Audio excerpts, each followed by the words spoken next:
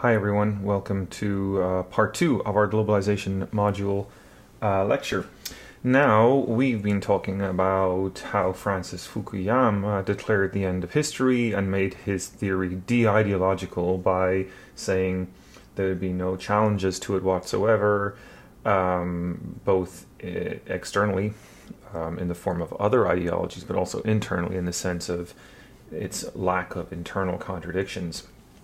And in this slide, what I want to do is just clarify and elaborate a little bit on an important aspect of Fukuyama's argumentation, specifically its origins in Hegelian philosophy. So, Fukuyama was inspired by this early 19th century, late 18th century thinker by the name of Georg Friedrich Hegel, I think is his full name. And Hegel had said that history had a pattern, a direction, if you will. It was going somewhere. It was coming from somewhere, and it was going somewhere. And where we are in history right now is a step along the way from a beginning through a middle towards an end of history. So history for him has a capital H, just as it does for Fukuyama in aspects of his work. Now, when you claim that history has a process, that it's an unfolding between different perspectives and in dialogue with different perspectives on its way towards a conclusion, we call that dialectical thinking. And that's what we have modeled here on the screen, really, is the process through which history unfolds. And you can see here in the diagram that for Hegel, the process of history is a philosophical one, right? It's an idealistic one that insofar as it's resolving itself through our heads, through debates that take place in our collective heads, if you will. Hegel had lived through the French Revolution, and he had seen from his bedroom in Jena University in Germany, Prussia, he had seen the Napoleonic armies arrive on the battlefield at the famous Battle of Jena in 1804.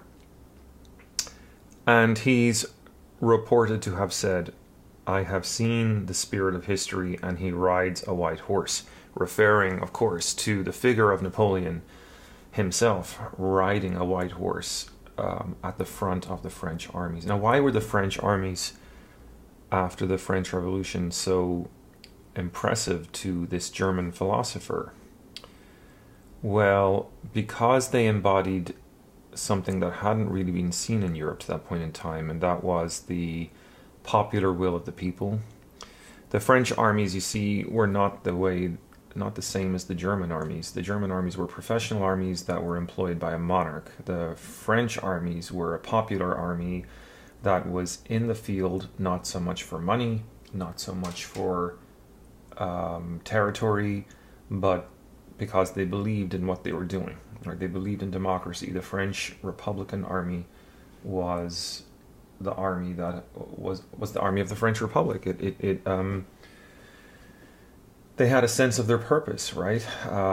They believed their purpose was to bring about democracy and to further the agenda and the cause of the French Revolution.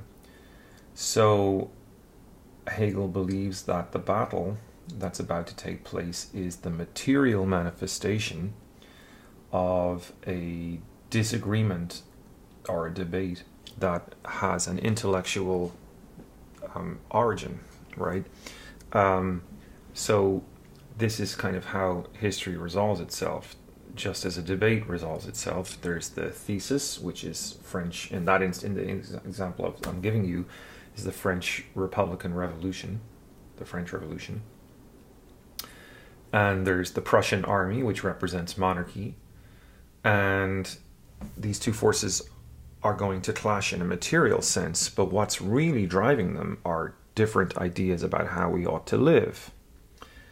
And as these armies clash, they're going to resolve the debate materially that started intellectually, if that makes sense.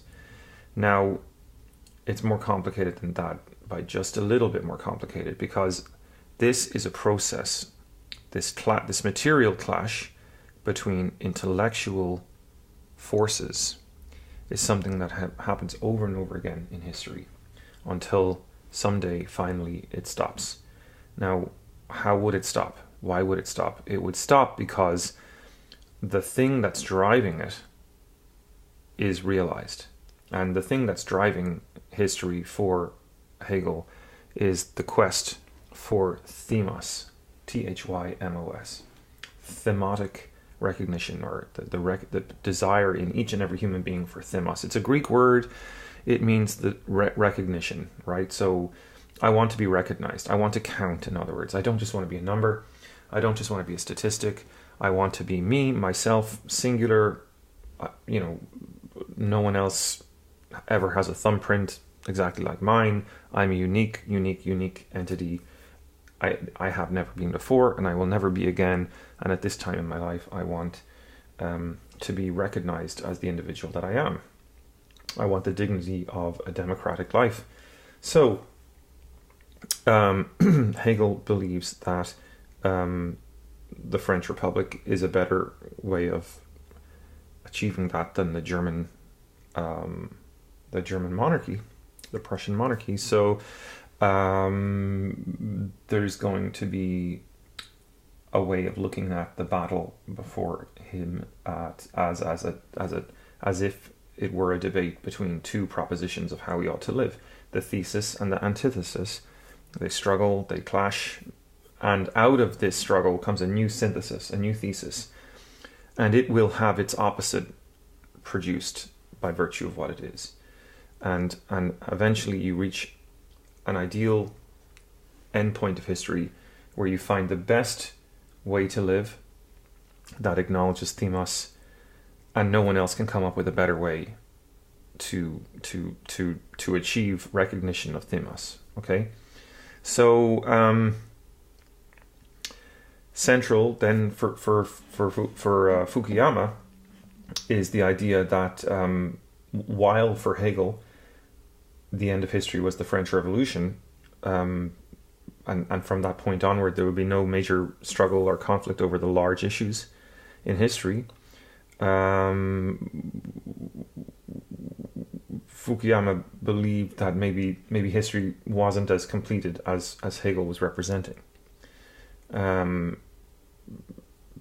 So famously, Karl Marx was a deeply influenced thinker, a thinker deeply influenced by Hegel, and appreciated the model of history that he was putting forward, but said that Hegel had it kind of upside down, that instead of the ideas being the major force of history, it was the material configuration of society.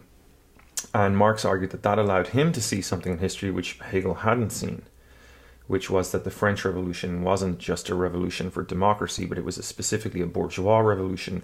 It was led by the merchants, the people in the cities, the merchants, the bankers. And while getting rid of the monarchy was a great idea for them because it put them in charge and made their money a form of influence on politics in a democratic system, but also a system that the bourgeois had major influence over, because it was based on private ownership of goods and services and the means of production specifically. It didn't really advance the economic interests of the vast majority of people who didn't own the means of production and had only one thing to sell in order to reproduce their lives, which was their time. So they became proletarian workers in factories and such that the bourgeois were going to be setting up because they had the money to do so, and they were motivated to make more money to maintain their lifestyle and their power. So, says Fukuyama, maybe Marx, saw an aspect of history that Hegel hadn't.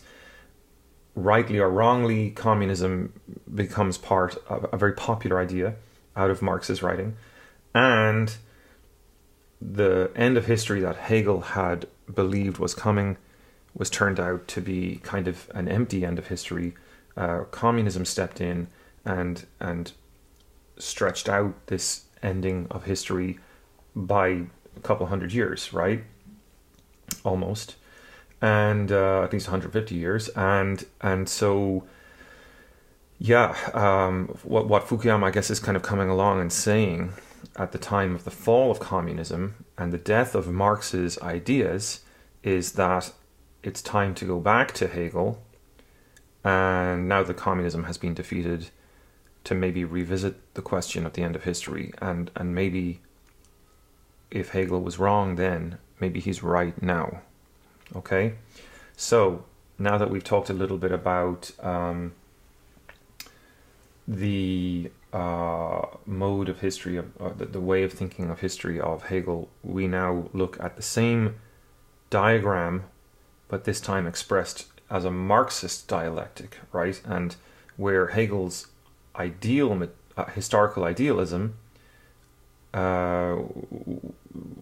was sort of central to understanding history for Fukuyama, Marx, just to sort of put it out there, had a very different approach.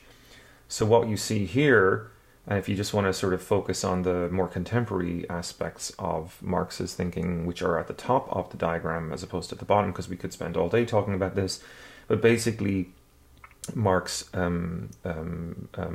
retains the dialectical philosophical form of Hegel's thinking, but rejects the idea that what's driving things here are ideological forces, right? Are philosophical forces. Actually, he's saying that what's really changing here are relations of production.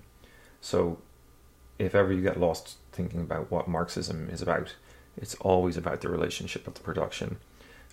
Society is organized production. Is that not true? You know, just as ants organize their production in a hierarchy, there's a queen, there's workers, there's drones, bees as well. Ants and bees are interesting species because they are organized in a division of labor towards producing goods and services that they need.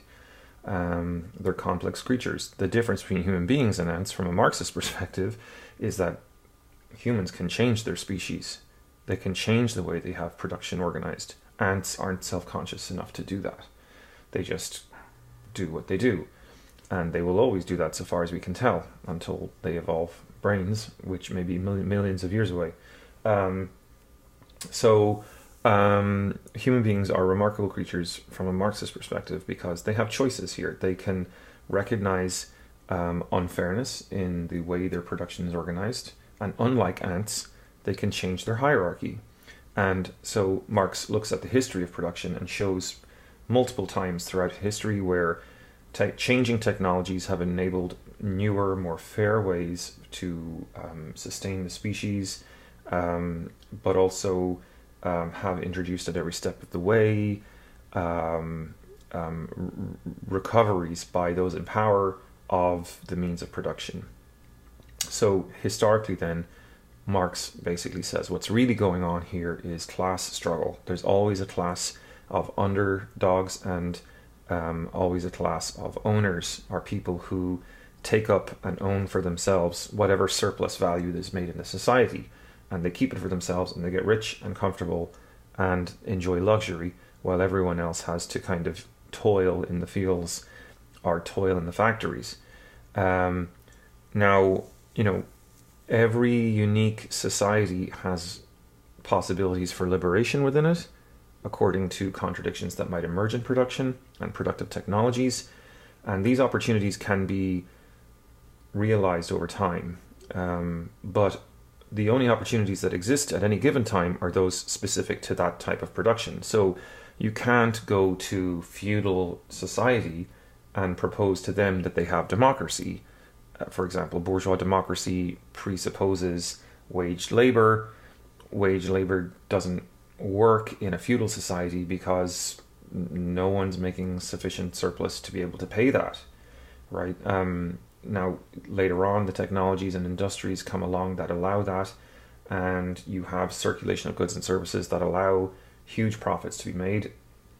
And you have the emergence of capitalism at the time of the French Revolution, for example, or something. Some would say the Dutch lowlands were the origins of capitalism. That's fine too. But anyway, point being that wherever you have wage labor, you have the emergence of capitalism. And so in capitalism, which is the phase that we're interested in, because we're talking about globalization, there's contradiction between a class of people called the bourgeoisie. They have taken power from the landed aristocracy, the kings and the queens. You can see that on the diagram here, because in the time of the French Revolution, the clash was between the landed aristocracy and the bourgeoisie. That has resolved itself with bourgeois democracy, which is a democracy that sounds pretty good on paper, but actually expresses itself through class ownership of the means of production, which denies the new subjected class, the proletariat, which are the vast amount of people who are working and toiling and selling their labor time to put bread on the table, basically. Why? Because they don't own the means of production. They have only one thing to do to get bread on the table. They've only one thing to offer in exchange for money to put bread on the table, and that's their time. So what's the contradiction here? This is the era of capitalism, and it will transition, says Marx, to a final stage in history. He agrees with Hegel that there will be a final stage in history, but it's not bourgeois democracy. In fact, it's going to be something called communism. And the only people in the history of humanity that can have communism are the proletariat, because nowhere before has there ever existed a group of people who, a group of underdogs, if you will, who have had the education and the opportunity in such a vast sense, right, in such a massive scale, the cosmopolitan means to encounter each other, to unionize, to organize in vast networks through modern technologies, that just hasn't existed before. So the potential of rebellion and popular democracy of the people has never been as strong as it is in capitalism. And Marx, for that reason, gives capitalism some praise, right? He says, actually, capitalism is a pretty good thing. He has a lot of positive things to say about it. He hates it. He thinks it has barbaric tendencies in terms of how it treats people. But he likes it because it is at this stage in history that you see, for the first time ever, the potential for universal democracy. Hegel sees it as universal democracy, but he's a bourgeois thinker. Marx sees it as having the potential for bourgeois democracy, and that will happen as the next leap forward takes place in the means of production and makes the verticality, the vertically integrated nature of modern production redundant. And even though Marx didn't live in times of computerization, you can kind of see today how that's actually happening today. Computer software, for example, three-dimensional printing, you and I can have the means of production in our own home. And some people would say that that is a kind of a democratization of the means of production. And once that has taken place, then scarcity, artificial or otherwise, of commodities, which is what capitalism depends on for profit, will cease. It's just a theory, but I don't know if it happens today, tomorrow, or 200 years from now. But there's still a way that you could look at history today as a Marxist unfolding of change in the relations of production. It could come through violent revolution, of course, but it could just as easily come through a slow sort of withering away of the capitalist relations. In the meantime, however, of course, capitalists are still here, and Bill Gates, we just learned in our news report recently, is on his way to becoming the world's first trillionaire in human history, which is really quite remarkable. So there you go, guys. Like, two models of history, one Hegelian, one Marxist. One is resolving itself through material transformation, and as different modes of production become available, they create contradictions and empower people that were previously subjugated, like the bourgeoisie and the merchants were previously subjugated through the taxes of the aristocracy, who were kings and queens and did pretty much nothing. Then the bourgeoisie become powerful, and the proletariat are subjugated in industrial relations. But technologies may be changing again that might empower the proletariat to come on to the next phase of history. Now, let's just recap that if we can, because this is sort of important for how Cynthia Weber sees our movie, which we have to talk about. So you can see here in this diagram that that Fukuyama is going to be a Hegelian, if he's anything, and not a Marxist. Why? Because while both Marx and Hegel agree that history unfolds in a dialectical manner, the nature of the dialectic for Hegel is idealist, as opposed to the Marxist version, which is materialistic, and are at least driven by material struggle. We use materialistic as an insult today, and philosophically it doesn't mean that, but maybe for sake of clarity, we can just say materialist. And then what drives history? For Hegel, it's ideologies, and we're trying to achieve recognition of Thinness. And for Marx, it's to do with economic classes and the struggle for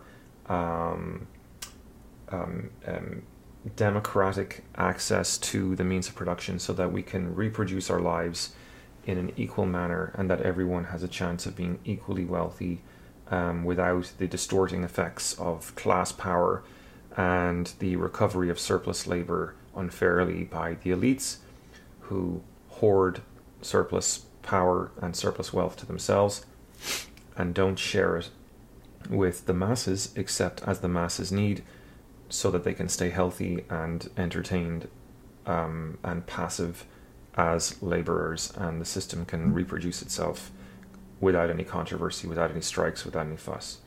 It's always a fine line, of course, there, isn't it? Because the greed of the elites will sometimes drive them to squeeze too hard, or there's a financial crisis and the elites will have no choice but to squeeze hard the working man, and that can cause revolt, that can cause rebellion, which is something Marx is very much aware of. But it's consciousness and the desire for Thinness that is driving forward history. That's the real actor, or the real subject, pushing history for Fukuyama as well as Hegel. And the only difference between Hegel and Fukuyama is that Hegel thought history had ended with the French Revolution, and Fukuyama thinks it's ended in 1989 with the end of the Cold War.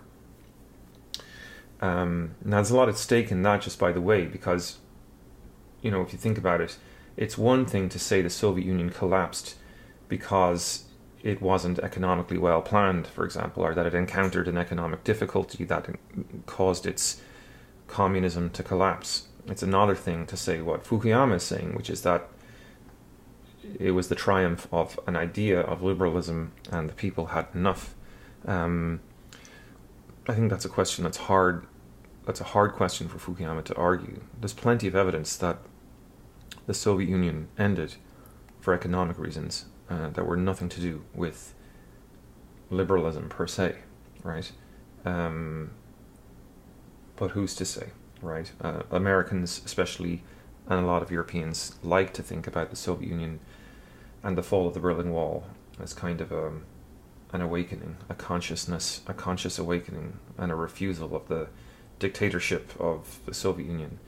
And maybe that's what it was. But I don't think we should forget that there was a lot of economic stress at the time as well. Okay, the moment you've been waiting for. What the hell does all of this mean to IR? Because we've been waffling, I've been talking for the last hour or so. We've had 50 minutes in part one, and now we're into part two here. We haven't really talked much about IR.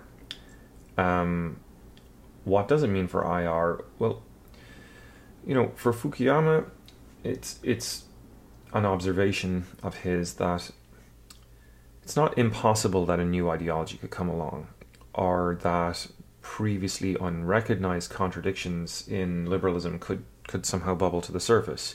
and challenge liberalism.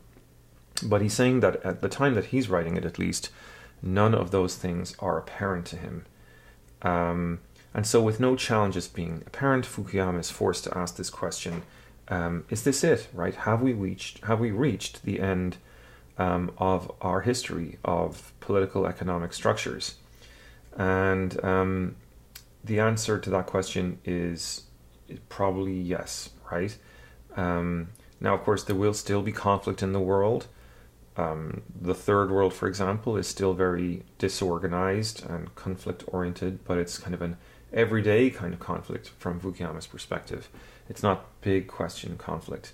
And so in the Western world, where these issues have been resolved by and large, there's this question for us about how we're going to live now. And this is, he says, going to be a very technical question. It's about fine-tuning our economics. It's no longer a question about big picture political philosophy. And so in this observation about the Western world, he raises this point. He's basically saying, at the end of his arguments, having written this book, having written this article, he's at the end of his arguments saying, like, well, where does this leave us, right? Because we used to have political purpose, things we would fight for, things we would believe in. We lived risky, purposeful lives that called for us to be daring, courageous, imaginative, and to dream, right? To be idealistic. We whether you were conservative, whether you were liberal, you had a vision.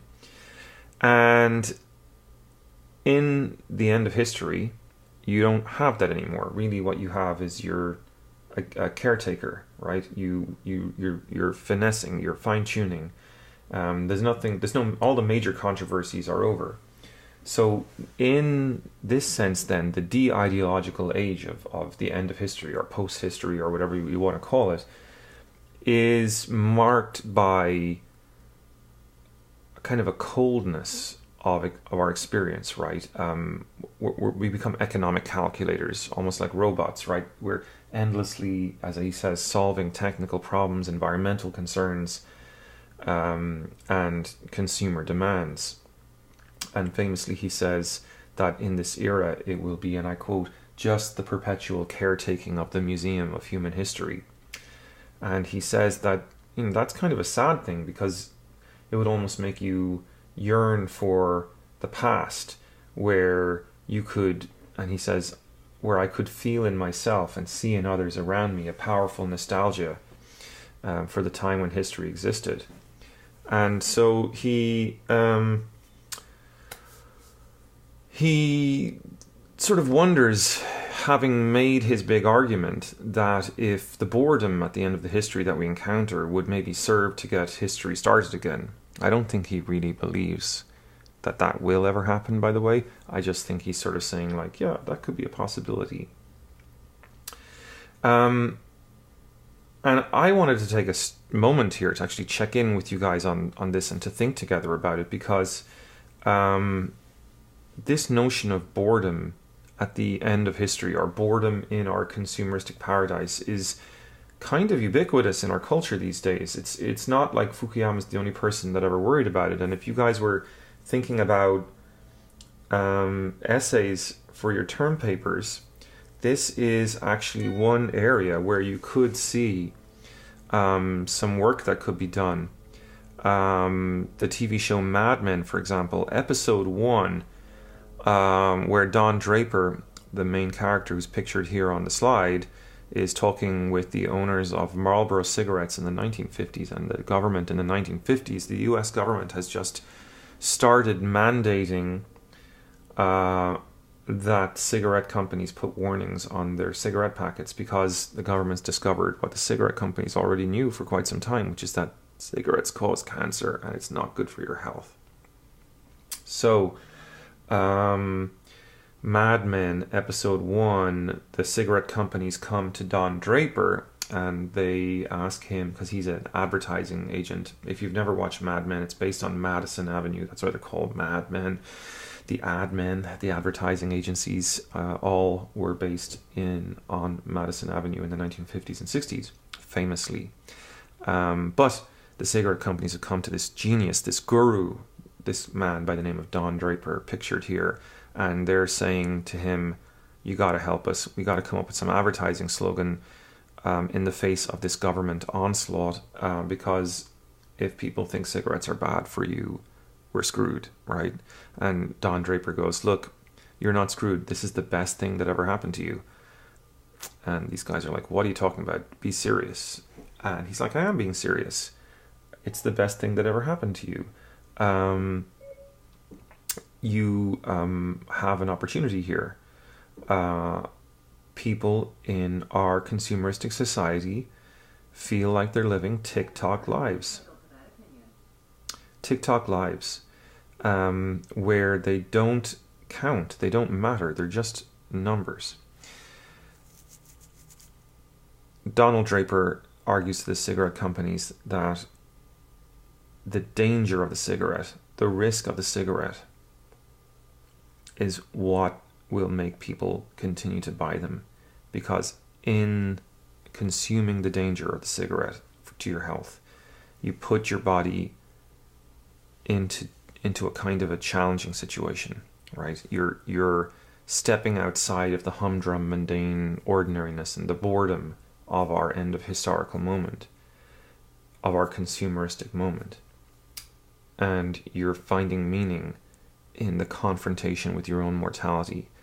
It's like you're transporting yourself out of the city and into the countryside, into the wilderness, into the frontier, where there is danger. And this is the invention, this is the moment represented in the show of the discovery of the Marlboro Man, right? The Marlboro cowboy who rustles cows, and he lives the dangerous life where there's no law and order out in the frontier. He is the cowboy.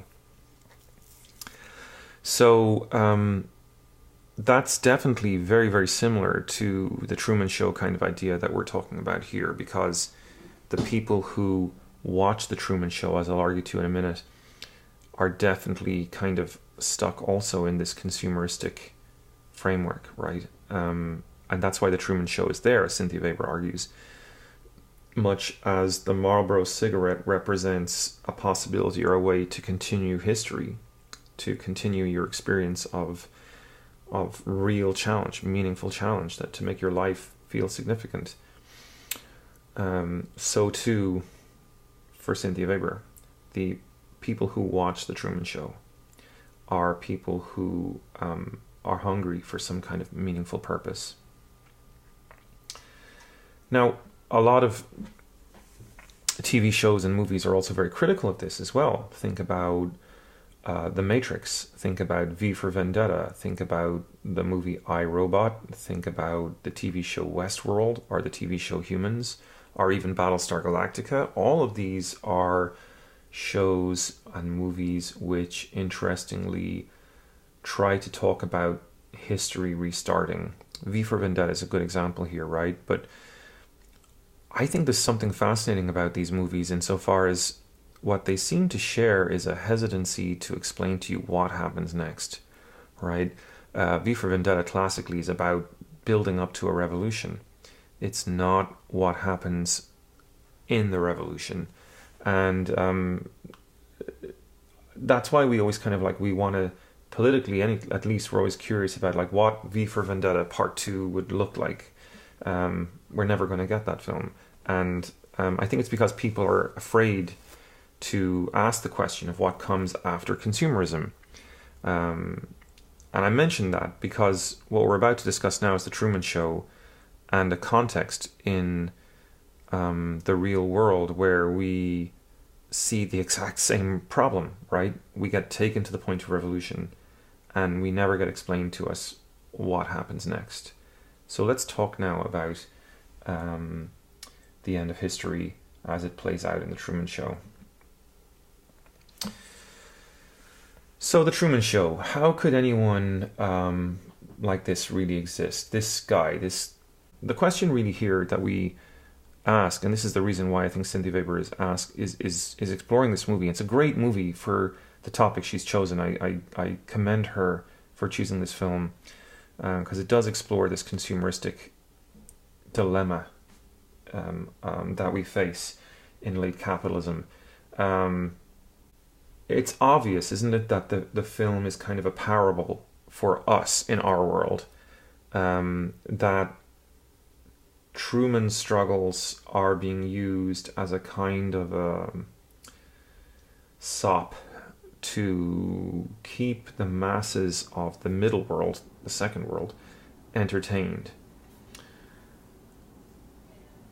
And the people that we're supposed to identify with in the film, of course we sympathize with Truman, but the people that we're supposed to kind of really empathize with in the film is not really Truman. It's the people that are watching Truman. It's the people in the second world. When the movie comes to our experience in our lives, it's a parable for us. It's warning us of the dangers of a hollow existence, an existence where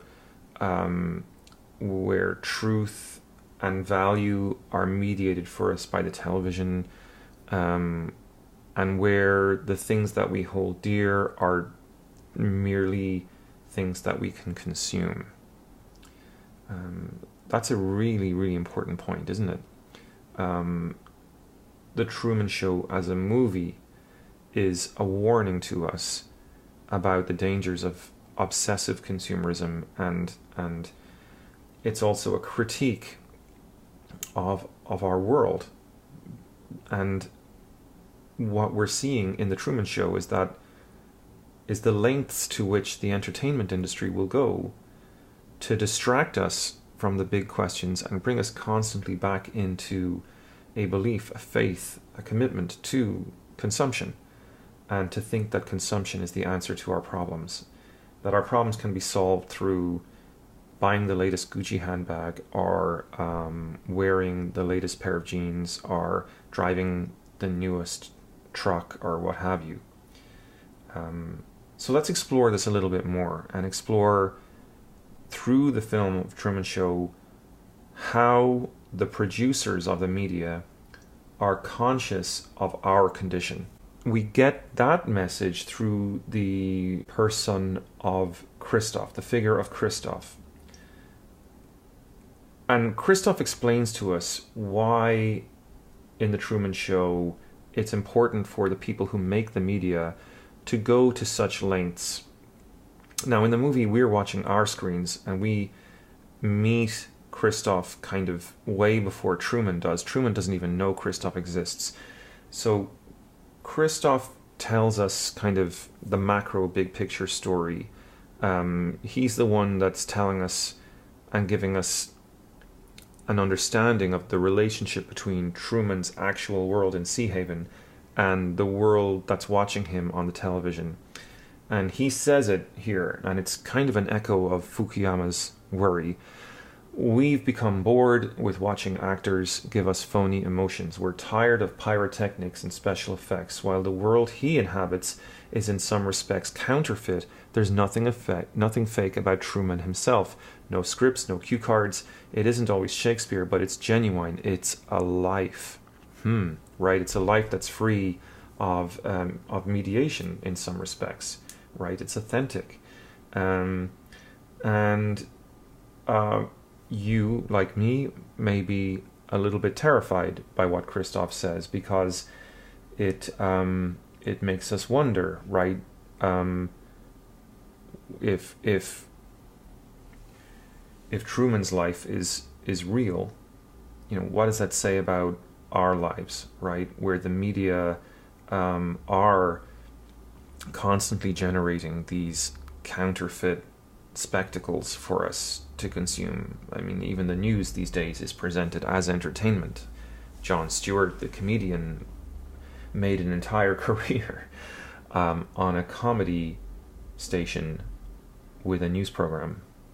Think about that for a minute. And he did it ironically, but the fact is he did it and claimed many times that his news was better as news than what was being offered by the mainstream network news stations like Fox News, etc., right?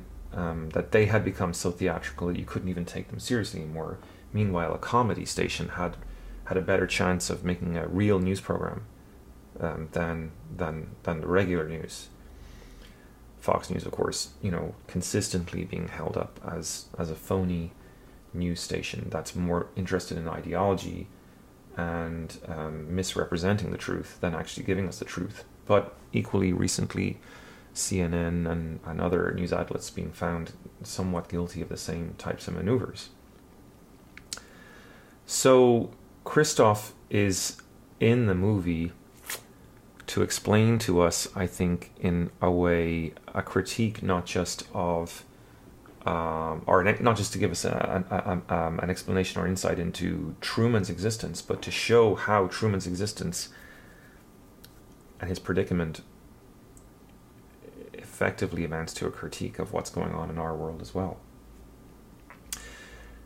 Now, to emphasize the point, the plot in the movie cuts back and forth between action in the Truman Show, Truman's real world, and the world of the viewing public.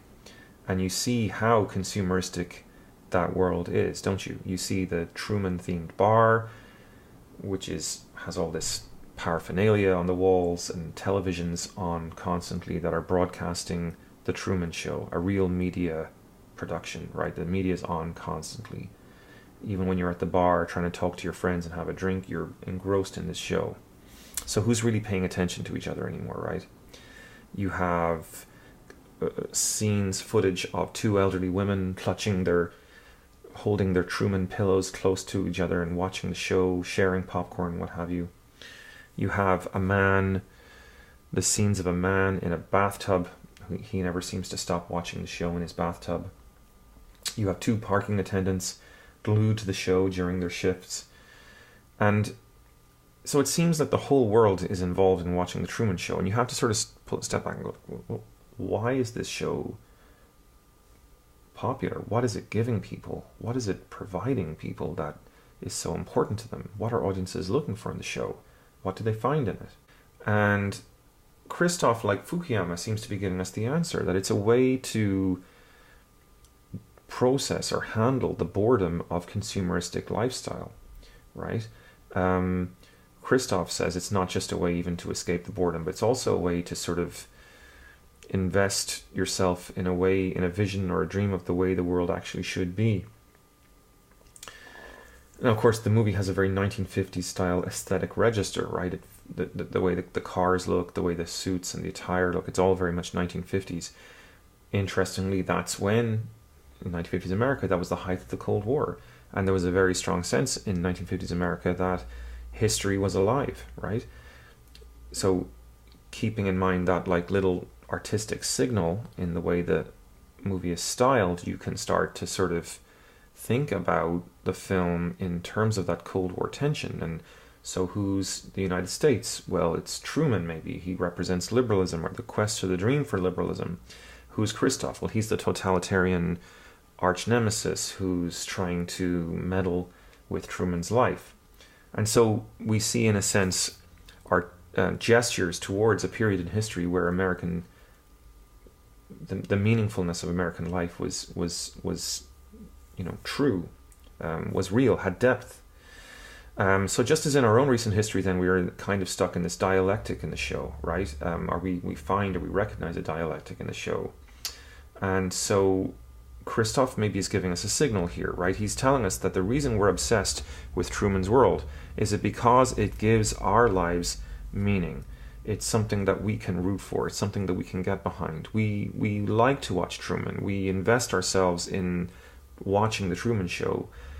Even in this idyllic world of Sea Haven, where he has material abundance, he always seems to have money, he has any material pleasure he likes, he's in a perfect situation. And the odd thing is, he kind of hates it, and we hate it on his behalf.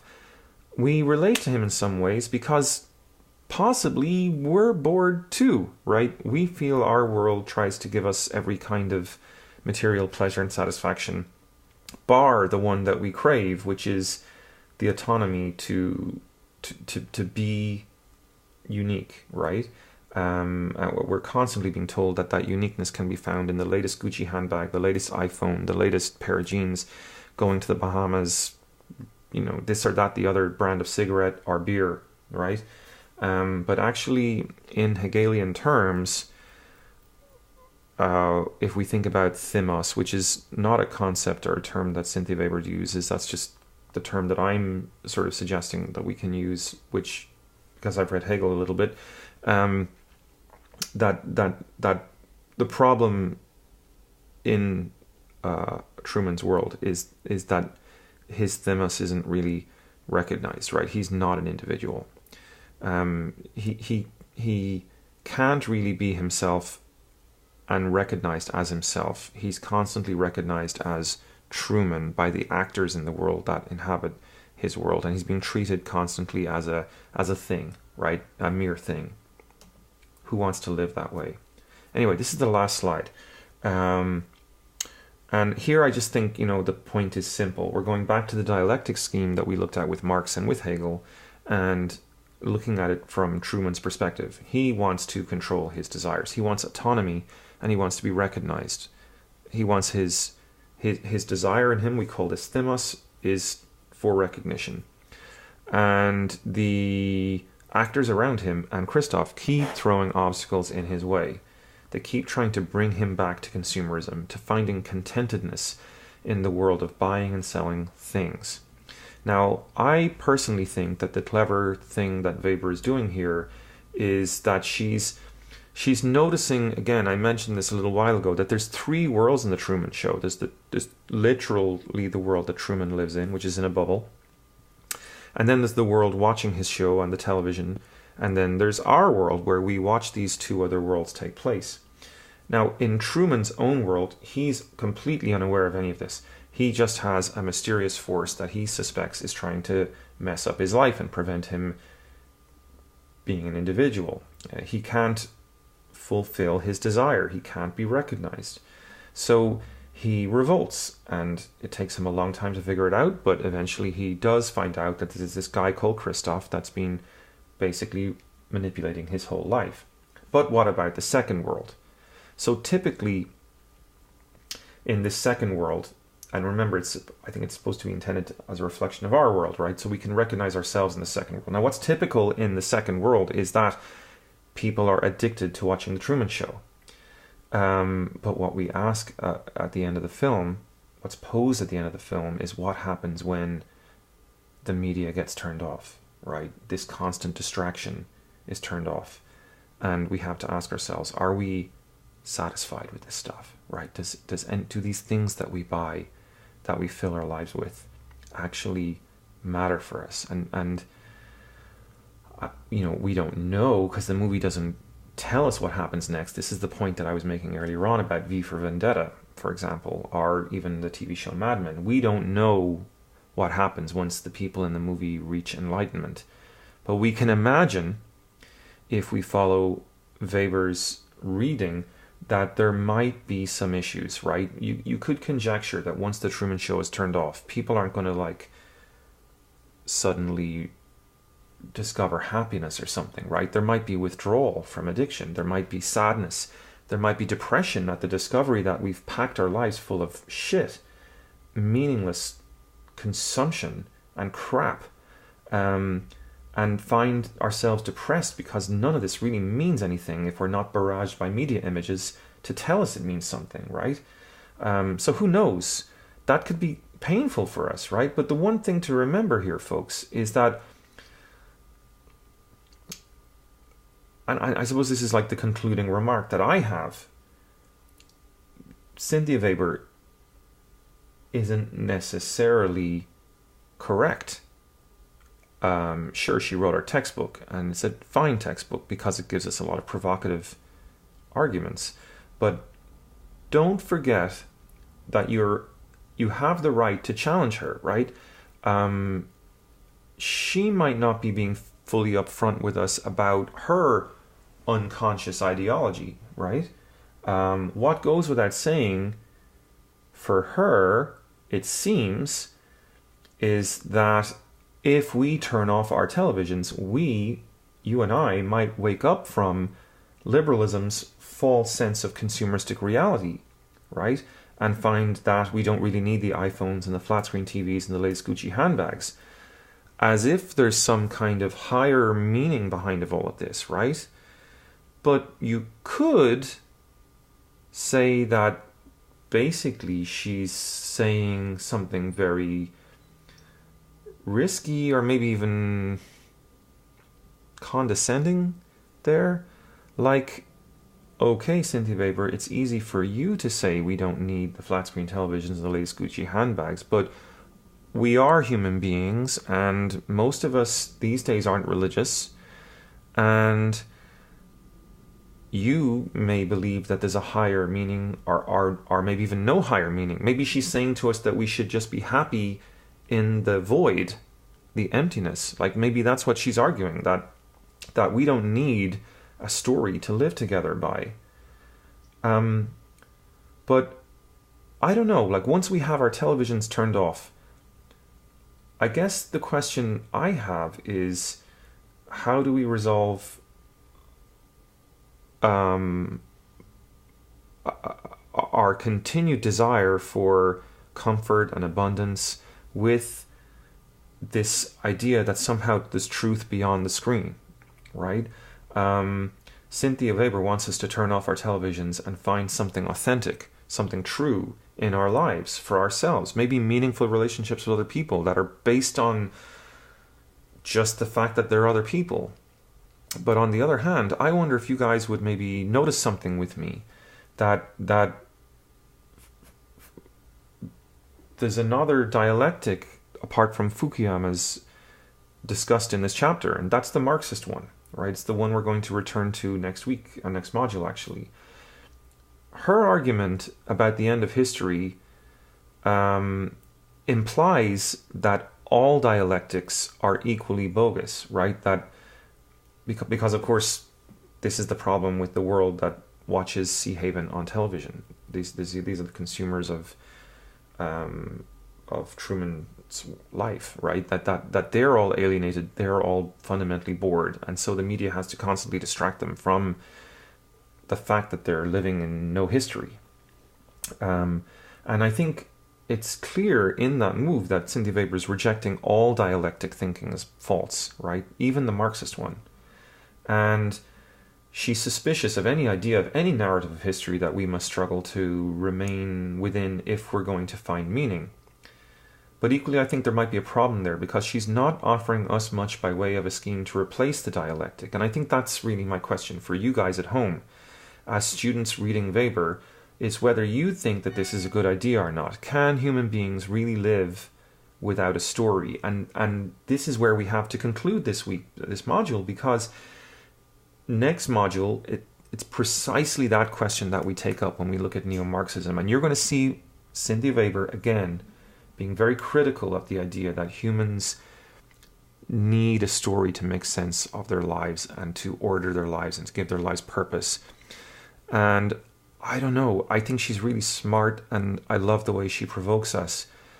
But myself, I feel that especially next module, when we start to look at the movie Memento, that's such a good film, classic Mark Nolan film.